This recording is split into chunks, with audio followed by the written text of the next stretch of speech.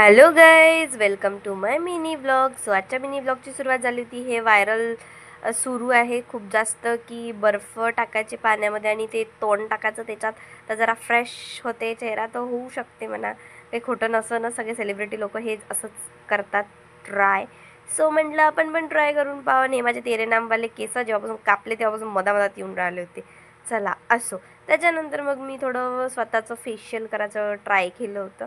म्हणजे फेशियल नाही म्हणू शकत, बट थोडं स्किन केअर टाईप. म्हणजे थोडं क्रीम विम लावून घासघूस करून थोडं फ्लॅश वॅश मारून सो करून टाकलं. आणि प्लीज इग्नोर करा माझ्या पॅन्टच्या नाड्याला. सो त्याच्यानंतर म्हटलं तोंड चमकवलं तर हातपाय पण चमकून घ्यावं. मग जरा हातपाय चमकून घेतले.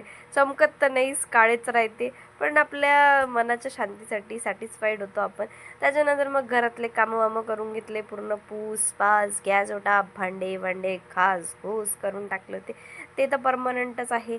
त्याच्यानंतर गेली होती मग बाजार करायसाठी, कारण की बुधवार होता आणि बाजार तर केलाच पाहिजे, कारण की त्या दिवशी तर मी शेंदूरजना घाटचा केला होता.